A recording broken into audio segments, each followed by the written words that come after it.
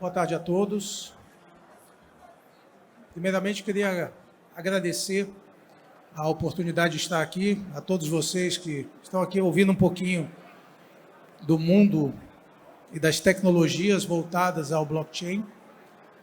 Para quem não me conhece, acho que estamos com uma pendência aqui. Tá.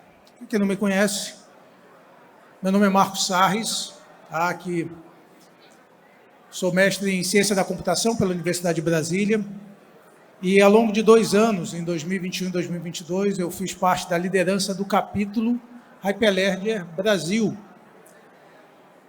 Atualmente, eu tenho ministrado aulas online na PUC de Minas Gerais, nos cursos teóricos, um curso teórico sobre plataformas Hyperledger e um curso prático para desenvolvimento de contratos inteligentes em Hyperledger Fabric, mas também sou CEO da GoLedger. A GoLedger é uma empresa especializada no desenvolvimento de ambientes, plataformas e tecnologias blockchain. Estamos expondo, inclusive, depois, se tiverem interesse, por favor, façam uma visita. Mas, mais do que tudo isso, eu sou um programador. Tá? É assim que eu me caracterizo. Desenvolvendo sistemas, programando, foi assim que eu construí praticamente todos os projetos que em algum momento fizeram parte da minha vida profissional. E atualmente não é diferente. Tá? Atualmente eu tento diariamente me especializar na tecnologia blockchain, bem voltada à parte técnica. Essa palestra vou tentar não fazer uma palestra muito técnica, mas é ali que eu me sinto mais confortável, principalmente no mundo da inovação, onde existem desafios a serem descobertos a cada dia, em especial em tecnologias novas. Mas quando a gente pensa em blockchain, é importante perguntar o que mudou, tá? Qual é a diferença do que eu tinha no passado e eu tenho hoje, quando a gente começa a falar que agora eu quero ter um pedaço do meu projeto em blockchain, algum tipo de camada de registro confiável em blockchain. Mudou porque no passado, basicamente, eu vivia ali em relação às bases de dados centralizadas. Então, quando eu tinha ali um projeto que tinha basicamente uma organização e rodava em cima de apenas uma entidade, tudo aquilo ali funcionava bem. Mas quando isso mudava, quando eu precisava ter outra integração com outros departamentos, outras empresas, organizações, entidades e assim por diante, e ali que começava a ter alguns tipos de problema, porque eu começava a ter que interoperar. Interoperar 2 bases de dados não é nada tão complexo, tá? Basicamente eu posso criar ali uma API, uma interface entre base de dados A, o sistema A e o sistema B. Mas quando eu começo a ter um processo distribuído entre 3, 4, 5, 6, 7 empresas, a situação começa a ficar complicada, principalmente tecnicamente falando. Fazer um emaranhado de APIs, fazer com que todo mundo tenha a mesma informação, que essa informação seja compartilhada por todo mundo e que siga o mesmo processo. Quando você joga isso para uma equipe técnica, você vai ver alguns dos técnicos ficando loucos, porque não é simples de manter toda essa parte aqui funcionando quando eu tenho ali uma informação, uma base de dados mais complexa. E mais do que isso, às vezes eu preciso que parte dessa informação seja acessada simplesmente por um usuário em um lugar remoto. E o que muda no blockchain, no ambiente Web3? Eu passo a ter o ledger distribuído, a base do blockchain, a DLT, todos aqueles conceitos, onde eu vou ter um livro-razão que ele é compartilhado através do envio e recebimento de transações, através dos seus diversos protocolos, para que eu tenha a mesma informação assinada, fidedigna, totalmente confiável, independente de onde eu consumo essa informação. Então, isso daqui é o que muda no nosso ambiente de desenvolvimento, no nosso ambiente técnico. E isso acaba refletindo para todo mundo de negócios. Isso começa a me abrir um leque de opções que eu não tinha antes no ambiente de negócio, de resolução de problemas ou de melhorias de sistemas e plataformas que já existem, para que eu tenha ali novas opções e tenha valorização dos meus projetos. E aí eu passo a ter uma evolução em cima de certas características. A primeira, programabilidade. Eu quero ter a certeza de que eu, como cliente, usuário, ou o que seja, tenha a certeza de que aquele sistema vai rodar, vai programar, vai executar tal como ele foi definido. Se de repente eu falo aqui que daqui a 10 anos eu quero receber uma aposentadoria de acordo com o que eu paguei de tantos reais por mês, eu quero que aquele cálculo que eu defini hoje esteja valendo daqui a 10 anos, 20 anos, 30 anos. Programabilidade. Além disso, tá, eu quero que essa informação não tenha dono. Tá? A gente conviveu com isso, principalmente quando nós mudamos do ambiente. Começou a surgir interoperações de telefonia, eu passei a poder mudar do meu número de telefone de uma companhia para outra, que agora está evoluindo cada vez mais, a gente está vendo o Open Bank e assim por diante. Descentralização. A informação não está mais apenas num silo, ela está distribuída e eu vou poder dizer para onde eu quero que ela vá. Descentralização de dados. E autossoberania, tá? Onde eu deixo de usar um usuário e senha e passo a usar um par de chaves criptográficas. A gente ainda não chegou lá. Isso ainda vai acontecer, a gente ainda vai ver a revolução da autossoberania acontecendo, mas é onde eu vou ser dono da propriedade digital. As informações que estão no Facebook não vão ser mais colocadas lá só para serem acessadas pelo administrador de redes daquela instituição. Elas vão ter minha propriedade, autossoberania, eu sou dono das minhas informações. E quando eu rodo tudo isso, eu preciso de alguns artefatos para isso, eu preciso de base de dados, eu preciso do ledger distribuído, eu preciso de contratos inteligentes, de débito, de tokens e assim por diante. E a gente começa a evoluir não apenas a plataforma, mas a sociedade. A gente começa a ter certeza que eu não vou ser burlado por uma determinada instituição ou um determinado governo e que, de repente, as informações passam a ter ali uma propriedade diferente do que a gente conviveu até hoje. O dono da informação não é mais o silo na qual ela reside, o dono da informação sou eu. E essa palestra, essa apresentação, eu vou falar de alguns casos mais genéricos, mas eu vou acabar trazendo para empresas que queiram não apenas se beneficiar, mas talvez prover serviços para o mercado. O que tem de novo? O que era novo no passado e, de repente, passa a ser novo agora, passa a ser uma opção de serviço, uma opção de desenvolvimento para o mercado no futuro.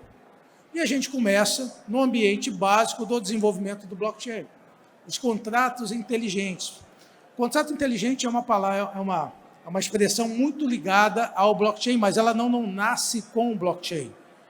O contrato inteligente, o smart contract, foi definido por um teórico chamado Nick Szabo, há muitos anos atrás, aonde ele basicamente queria garantir uma coisa simples. Eu quero garantir que aquele código-fonte faz o que diz ser. Se é um código-fonte que vai somar 2 números, eu quero que nunca ele tenha ali algum tipo de falha na operação, dizendo que 1 mais 1 igual a 3. Parece besteira isso, mas é muito comum. Eu já trabalhei em diversos projetos no sistema financeiro. Parte do projeto de sistema financeiro é validar o código. Alguém tem que olhar linha a linha do código para poder verificar se alguém não alterou na última etapa de release, naquele que vai para a produção, aonde, de repente, alguém fez algum tipo de alteração naquele código. Garantir que o código faz o que diz ser. A gente passou por um processo complexo na eleição passada do Brasil, onde surgiram vários questionamentos: cadê o código-fonte desse equipamento que registra o voto? Como é que eu garanto isso? Como é que eu garanto que ali naquela última etapa ninguém modificou essa informação? É o blockchain, é o contrato inteligente. E o contrato inteligente e o blockchain se encaixaram. Quando o blockchain surgiu, ele se encaixou perfeitamente. Foi ali que surgiu toda a funcionalidade dos smart contracts para garantir não apenas a imutabilidade dos dados, mas a imutabilidade do processo. Eu garanto que o processo no qual eu coloquei aquele contrato, comecei a desenvolver aquele contrato inteligente, ele faz o que ele diz ser, o que ele pelo menos disse que ia fazer num primeiro momento. E existem muitas coisas evoluindo em relação a contratos inteligentes. Falando um pouquinho da parte técnica, existem hoje duas dois tipos de plataforma mais comuns, uma baseadas em Ethereum, que são os contratos inteligentes que rodam em cima da Ethereum Virtual Machine, as EVMs. O nosso DREX, né, o nosso Real Digital, vai ser um exemplo como esse, onde ali tem todo um conceito extremamente complexo, extremamente bem feito e elegante para funcionar, para você garantir que aquele contrato não foi modificado. Basicamente, no Ethereum, eu pego o código-fonte, transformo tipo num código assembler e gravo no Ledger, eu gravo no blockchain. Existe uma outra opção, utilizada por plataformas como o Hyperledger Fabric, onde eu não faço isso, onde eu simplesmente comparo informações, ou seja, eu faço como se fosse um processo de computação paralela, onde várias entidades rodam o mesmo código-fonte, ou um código-fonte no mínimo parecido, e as informações são assinadas e comparadas no final num processo de consenso. E aí eu tenho diversas vantagens em relação à velocidade, à privacidade e assim por diante. E muita evolução nessa linha também. Tá? Quem vai escolher desenvolver uma determinada plataforma, como diversas que existem no mercado, Ethereum, Hyperledger Fabric, Corda e assim por diante, cada um tem as suas vantagens e desvantagens. E algumas coisas para o futuro. Por exemplo, agora, a tecnologia Hyperledger Fabric está estudando um modelo de Private Chain Codes, ou contratos inteligentes privados, no qual a informação de um contrato inteligente ela não fica gravada nem no nó, ela fica gravada num ambiente interno, dentro do chip de memória, basicamente chips Intel, e ela só é rodada de forma criptografada. Então, uma evolução muito interessante, principalmente para sistemas financeiros, que, de repente, não querem fazer com que todos os nós daquela rede tenham a informação do contrato inteligente. Então, alguns nós vão lá, eles vão conseguir rodar, mas mesmo quem tem acesso àquele nó não vai conseguir realizar ou saber essas informações. Então, por exemplo, hoje, a gente tem muito interesse em começar a analisar essa tecnologia no futuro, porque é algo muito interessante para diversas empresas, em especial para o sistema financeiro. Tá? E aonde a gente encontra soluções para, principalmente, remoção de etapas de conciliação. É muito comum nós entrarmos nas empresas e encontrarmos processos que são morosos, porque em algum momento eles têm que parar, equipes têm que parar do que estão fazendo para realizar algum tipo de processamento e passar para frente. Às vezes feitos por robôs, né? É muito comum, a gente chega e existe um robô que liga meia-noite ou 2 da manhã, puxa informação de A, B e C e depois passa para frente. Não preciso nem dizer a quantidade de problema que isso pode surgir. E, a partir dali, tecnologias como essa podem melhorar esse processo e vira uma opção em relação a novas rodadas de negócio. E isso acaba virando em alguns subconjuntos de oportunidades, e o mais conhecido atualmente são os tokens, as tokenizações. O que eu vou tokenizar hoje? Essa pergunta ainda não pode não fazer muito sentido, mas em breve vai fazer. Em especial porque quando nós tivermos o DREX, quando nós tivermos ali o CBDC brasileiro rodando com base em blockchain, vai fazer muito sentido eu tokenizar os ativos para poder realizar processos, em especial entrega versus pagamento, DVP, Delivery versus Payment. Imagina o seguinte, se eu quiser, hoje, para eu vender meu carro, eu tenho que assinar um DUT, ir num cartório, entregar esse DUT assinado e, a partir dali, receber o pagamento desse carro, ou vice-versa. Mas o que acontece se eu assinar o DUT e entregar no cartório e a pessoa não fizer o pagamento para mim? Isso realmente aconteceu comigo. Tá? Então, é um momento de pânico. A pessoa foi fazer o pagamento, esqueci de pedir autorização para o meu gerente, etc. E aí lá vamos nós tentar aquele momento de medo, porque se ele não fizer o pagamento, eu já passei o carro para ele.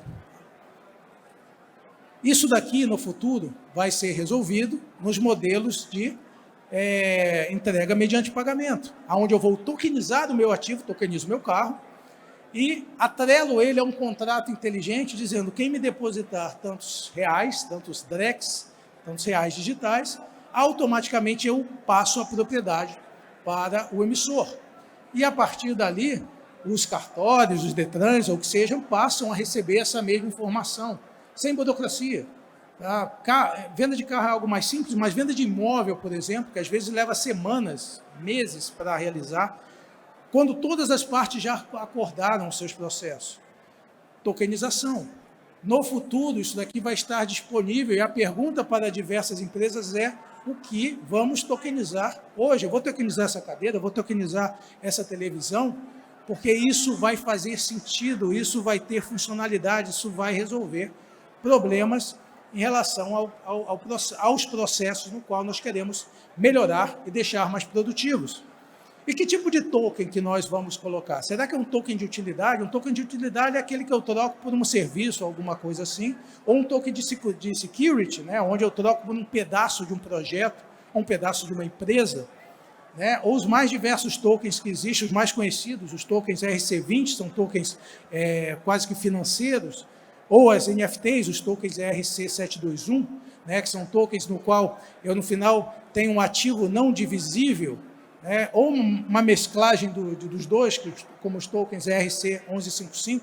Então, isso vão ser opções de acordo com os processos no qual nós vamos trabalhar. E, a partir dali, poder oferecer para o mercado tokenização. E aí tem uma brincadeira interessante, porque quem já criou um token sabe que na tokenização tem a etapa do tokenomics. Quantos tokens eu vou emitir? Qual é a quantidade máxima, a quantidade mínima que alguém tem que comprar para colocar esse projeto na rua, né? Low cap, hard cap, quantidade inicial. Tudo isso vai fazer parte de um modelo de negócio que, para quem desenvolver o token ou para quem quiser investir naquele token, isso vai começar a fazer muito sentido. E, a partir dali, a gente vai ter uma gama de opções voltadas para o mundo financeiro. As plataformas de DeFi no ambiente cripto já estão disponíveis e evoluindo a cada dia que passa. Você tem ali modelos, por exemplo, de empréstimos colateralizados, como plataformas como o Aave, onde eu deposito uma cripto como colateral para receber uma outra parte como empréstimo e, a partir dali, rodar nesse modelo através de processos totalmente automatizados. Modelos teóricos do mundo financeiro, que antes eram trabalhados por economistas e assim por diante, como as liquidity pools ou os processos de market maker que já existiam para que você tivesse um processo um processo válido em relação à troca de ativos, agora são colocados dentro de contratos inteligentes. É automático. Tá? Em muitas dessas etapas aqui de DeFi que estão acontecendo no mundo de cripto, eu já tenho essa validação totalmente automática. Agora, imagina quando eu conseguir atrelar uma moeda fiduciária, uma moeda como vai ser ali o real digital. Eu vou ter um ambiente muito mais propício para isso. E, a partir dali, eu vou conseguir realizar diversas operações, como, por exemplo, as operações de seguro. O mundo dos seguros é um mundo que sofre muito pela falta de confiança. Quem já não foi fazer um processo médico e teve que assinar 5, 6, 7 papéis? Por que isso? Porque não existe confiança entre o laboratório, entre o hospital, entre o plano de saúde e assim por diante. Lá vai papel assinado. Por que não criar ali um modelo automático em relação a isso? Ou você pagar o seguro de forma automática. Nós trabalhamos num projeto de seguros paramétricos, aonde, num determinado momento, se você cadastrasse que aquela produção estava assegurada contra ataques climáticos, por que não já pendurar num oráculo em relação aos serviços de clima que falassem, olha, se tiver uma catástrofe aqui nessa região, automaticamente o contrato inteligente roda e libera o seguro para aquele que o fez. Modelos como esse que só vão começar a ficar cada vez mais eficientes a partir de agora. E quando a gente pensa em blockchain, tem uma coisa que muda, que muita gente às vezes não faz ideia disso, que é a forma como eu me identifico para os processos. Nós nos acostumamos durante anos a fazer o nosso famoso usuário e senha. Eu vou fazer o meu cadastro, eu vou fazer ali a minha acesso a qualquer lugar, eu cadastro lá o meu e-mail e minha senha. Aí recebo um código de validação no e-mail e aquela senha está salva em algum silo, algum servidor de autenticação qualquer. Ah, mas eu quero melhorar isso, então eu posso usar a minha uma identificação federada, onde eu basicamente vou delegar essa minha autenticação, por exemplo, para um Google ou para um Facebook, dizendo o seguinte: olha, agora você confia aqui nesse meu usuário e senha que eu cadastrei no Google ou no Facebook para fazer acesso a outro sistema. Isso vai mudar, porque no blockchain tudo é assinado criptograficamente. Se é assinado, eu preciso de um par de chaves criptográficas. Significa que agora eu vou passar a ter a minha credencial na minha wallet. A minha wallet provavelmente vai ser meu celular. E a partir dali, eu vou poder realizar as operações necessárias e autenticá-las como eu mesmo, não pedindo para alguém o acesso ou pedindo para alguém algum tipo de validação. Já existem projetos em relação a isso, inclusive para deixar o modelo de wallet mais padronizado. Em especial, um que eu estou acompanhando é a Open Wallet Foundation, que está evoluindo para criar um modelo cada vez mais padronizado em relação a como você faz as suas ações, seja em cripto ou para qualquer outro projeto. Porque, no final, isso vai evoluir para uma das tecnologias que eu mais admiro, que ainda está muito longe de acontecer, mas ela vai acontecer, que é a identidade descentralizada, aonde as informações, não apenas você vai ter uma wallet, mas você vai ter um conceito de DID, um identificador descentralizado, ligado a um par de chaves criptográficas, que basicamente vai fazer uso das suas assinaturas digitais para permitir acesso a certos serviços. Vamos imaginar o seguinte: eu sou formado na Universidade de Brasília, existe uma biblioteca, uma livraria que está dando descontos para pessoas que se formaram na Universidade de Brasília. Como é que eu faria hoje? Eu levaria minha carteirinha antiga da Universidade de Brasília e daria para essa biblioteca? Na minha carteirinha tem meu nome, tem minha data de nascimento, tem várias informações que eu não quero passar, tem minha foto. Por que não, de repente, a própria livraria, fazendo um pedido numa rede descentralizada, coordenada por blockchain, avisando o seguinte: tem uma pessoa aqui que se diz ter estudado na Universidade de Brasília, e nessa rede, no qual a universidade faz parte, ela retorna o consentimento através de assinaturas digitais e modelos criptográficos e matemáticos. E aí, a partir dali, eu não preciso informar nada, porque eu não quero informar nada. E eu apenas aviso a única informação que eu quero passar, um sim para a pergunta, dizendo: ele se formou na Universidade de Brasília? Sim. Isso pode evoluir para várias coisas. Ele tem mais de 18 anos, ele tem uma doença X, e assim por diante, sem precisar passar todas as informações necessárias para isso. E aqui no Brasil nós temos uma empresa extremamente especializada em identidade descentralizada, que é o CPQD. Então, o CPQD está evoluindo numa evolução gigantesca em relação a isso. Nós somos um admirador gigante, principalmente em relação a diversos processos e diversos protocolos já existentes, em especial o protocolo Trust over IP, porque a internet, quando foi criada, a parte de autenticação não foi pensada. Quem olhou o protocolo TCP/IP, até mesmo o protocolo OSI, a parte de autenticação não estava definida, até porque não dava para fazer pela capacidade de processamento dos processadores da época. Mas agora já dá. Então, em breve, nós vamos começar a ter plataformas que vão te dar o poder de dizer sim ou não se alguém tem acesso à sua informação. Aliás, de acordo com a LGPD.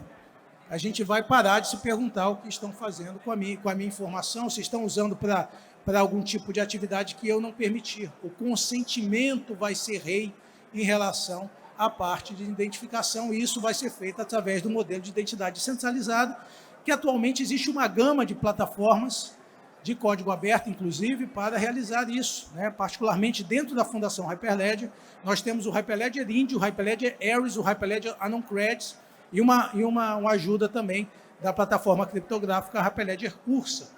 E quando a gente muda de ambiente, as preocupações são as mesmas. Eu tenho que me preocupar com segurança, e já que agora eu sou dono do meu par de chaves, eu tenho que me preocupar duplamente em relação ao meu acesso.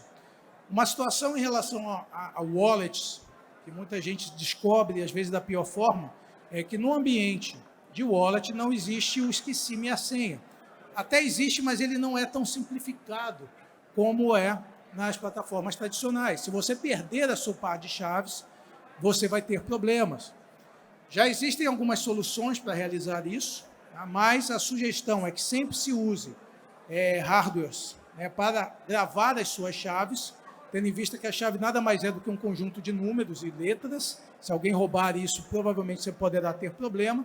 E existem algumas evoluções, e uma delas bastante forte, que está virando já uma tendência, que é a IP 4337, que é Account Abstraction, principalmente para o ambiente EVM, ambiente de Ethereum, no qual eu vou interligar a minha informação de um contrato inteligente a um grupo de entidades que vão poder resetar minha senha.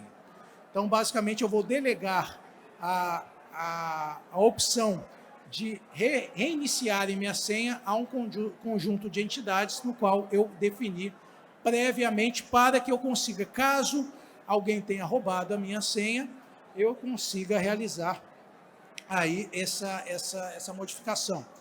Então, existem diversas questões em relação a utilizar. Eu, por exemplo, quando utilizo as minhas transações no mundo de Ethereum, eu uso um hardware pequeno, uma hardware wallet, mas existem também no ambiente corporativo, como HSM, com diversos potenciais para quem, de repente, decide se especializar nesse mundo, que vai ser cada vez mais comum.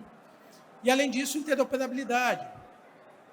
E aí uma questão importante, tem muita gente que falou que, depois que o Real Digital falou que utilizaria plataformas EVM, decidiu também criar modelos em plataformas EVM.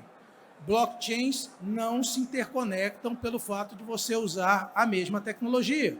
Você usa Fabric de um lado e usa Fabric do outro, eles não vão conversar nativamente. Você usa Ethereum do lado e Ethereum do outro. Você precisa interoperar, existem diversas formas. As mais conhecidas são bridges, mas, em geral, os blockchains se desafiam criptograficamente, eles criam desafios criptográficos e para que você possa garantir que uma informação que aconteceu num blockchain aconteceu na outra. Tá? Eu coloquei até essa imagem aqui, é o chamado Maxton Standoff, no qual são modelos onde, para uma coisa acontecer, a outra tem que acontecer também. Ou seja, se eu abaixo a minha arma, o outro tem que abaixar a arma também. Então, esse é um modelo criptográfico forte, com algumas evoluções. A gente aqui, inclusive, na feira, nós temos a Polygon, que faz bastante interoperação com blockchain de camada 2. Nós temos a Polkadot, um blockchain de camada 0, que faz exatamente isso, que tramita mensagens entre blockchains através de um hub de comunicação, né, o Polkadot, extremamente interessante e algo extremamente promissor. Pessoal, o futuro, temos aí diversas tecnologias, né? Imagino que no futuro nós tenhamos para o ambiente mais corporativo DAOs, né? Ou seja, contratos inteligentes de redes que vão funcionar sem interferência humana, modelos de ZKP, de ambientes onde eu uso o chamado Zero Knowledge Proof, onde eu realizo transações sem conhecer a transação, isso daqui é extremamente mais avançado, tá? E algumas etapas aqui de metaverso que vão acontecer. Eu, particularmente, estou extremamente ansioso para um dia utilizar o Apple Vision Pro. Quem já assistiu à demonstração sabe que provavelmente vai ser uma grande mudança em relação ao mundo da realidade virtual / aumentada para nós. Então, existem aqui diversas oportunidades, tá? Do Drex, crédito de carbono, agricultura, supply chain, identificação do cidadão, energia, óleo e gás, papel zero, etc., para que todos possam utilizar e para que novas empresas possam pegar essas oportunidades e transformar em serviços, porque essas serão demandas. Todos esses segmentos aqui, todas essas opções serão demandas cada vez mais frequentes do mercado. As empresas passarão a precisar disso. Quem estiver ali com as ferramentas corretas, com serviços corretos, com treinamento correto, estarão capazes de atender o mercado no futuro. Muito obrigado pela atenção. Qualquer dúvida, estamos aqui.